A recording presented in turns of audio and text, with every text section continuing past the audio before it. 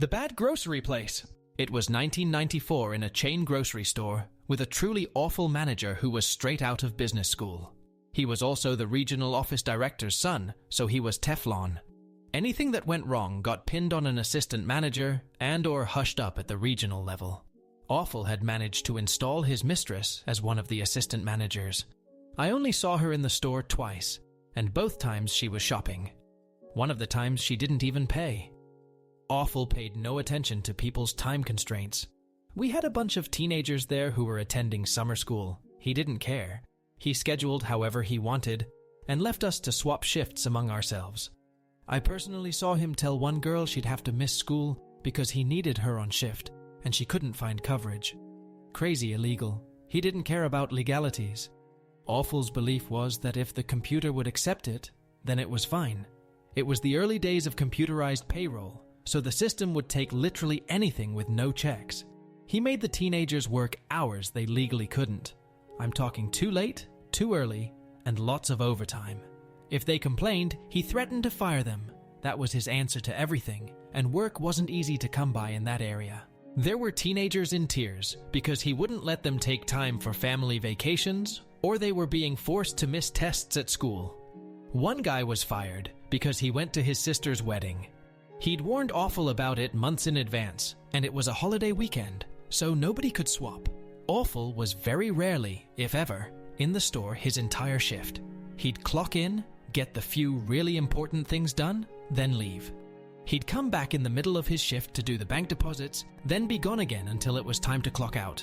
He assigned all his work to the latest Fall Guy assistant manager or other random employees. If he was the only manager on duty, he'd leave his badge for overrides on the desk in the office so we could grab it when needed to override register errors. All of this was massively against company policy. I mentioned in a previous post how National was pretty obsessed with mystery shopper reports and got them directly from the company that did that stuff. We'd get all kind of conflicting instructions because National's edicts based on those and our regional director's policies would differ. Always fun. What I didn't mention was mystery shoppers were trivial to spot. They'd go straight to the bakery to price out a special order cake, then not buy it, complain about the price, or ask any of the normal questions. They also went to the bathroom, the fish counter, asked for a price check, and made us unring something they decided they didn't want during checkout. There were other things on the list, but those are the obvious ones I remember all these years later. My last week at this shit show before I headed back to college, I spotted a blatant mystery shopper complete with notepad. Awful had bugged out shortly after open. The mistress was probably busy banging him. The other assistant manager had been fired for the last colossal screw-up, and the only other cashier on shift was at lunch. It was pretty dead as it was late morning, so no big deal. Except that I decided it was time for this shit show to get reported for what it was. When Mystery came up with her price check item, I forgot to hit the price check button and rang it up for real. Whoops! Time to go get the manager's override badge. I overrode it. Then I tossed that bad boy so hard, it went all the way across the manager's desk and down into the sea of cables behind it in the corner. Whoops! I'm quite sure that if you went to the tapes, this looked incredibly intentional. It was my last week. You could count the fucks I gave on no hands. Somewhere around this time, the other cashier, we'll call her Jenny, got back from her lunch break, and I informed her that shit was about to get real. She might want to go home sick if she wanted some cover. Nah, Jenny giggled and wanted a front row seat. Besides, the lunch rush was coming. We had a construction area nearby, and a lot of the guys came for the prepared foods for a cheap, hot lunch. We started to get the lunch rush and more of a crowd by the time Mystery made it up to my register to check out. Of course, she needed me to unring something for her checklist, so I flipped on the Help Me Obi-Wan light. Nothing happened. I called for Awful over the intercom by manager first name last name. Jenny caught on real fast and told me to just go get the badge from the office. Awful first name. Last name must be doing the money drop or something. I pointed out to Jenny that was against company policy. She rolled her eyes and told me that's what Awful first name last name had said to do. Now, where was that override badge? I headed up to the office and made a good show of looking for it. Called down to Jenny asking if she had it. Nope.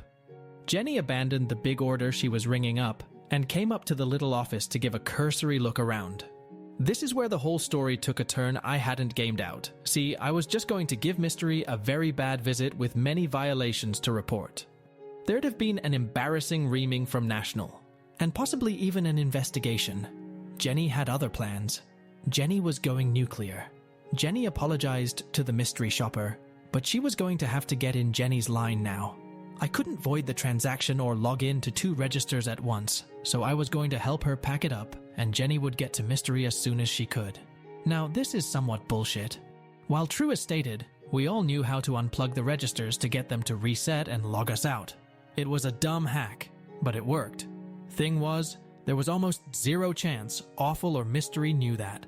Mystery must have loved her mystery shopping gig, because she was the most cheerful, screwed-over customer you ever did see. She smiled, assured us everything was fine, and scribbled in her notebook the whole time. Literally while I'm loading up Mystery's cart at my register, Jenny accidentally rang up a gallon of milk about 6 times. Whoops, no override card, no manager, no head cashier with any power either. Cost-saving cuts there the Awful made early in his days before I arrived. We apologized profusely to the customers, but explained we had no idea where Awful was. Offered to check in the back. Sent a bagger out to check the lot in case Awful was on a smoke break. No joy. As this fiasco rolled on, we had a lot of very unhappy customers on our hands, and the downright giddy Mystery who stayed to the bitter end. We were demanded to call a manager. We'd tried all Awful's known numbers. Who's above him? Oh, that's Regional. We were not allowed to call them.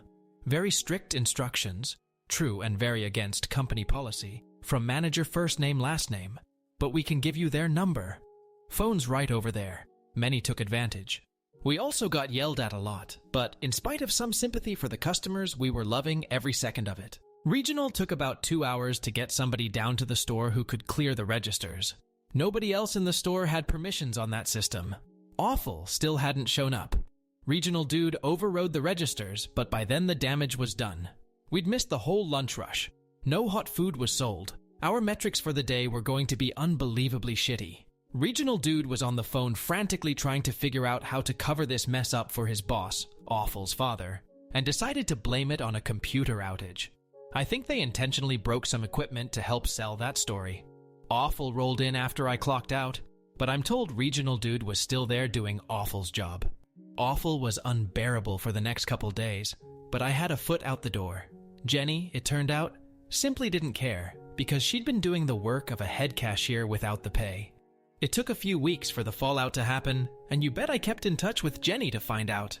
From this point, I only know what Jenny told me, as I was back in college a few states away. A few weeks later, an audit team from National came down to investigate. The mystery shopper story hadn't lined up with the computer outage story, and something was obviously hinky.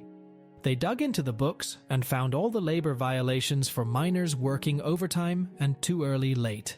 Interviewed the employees and found out about the scheduling during school time problems. Manager absenteeism.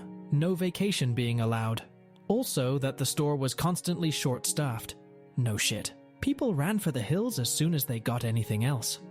Finally, that an assistant manager was on payroll full-time, but nobody had ever seen her work.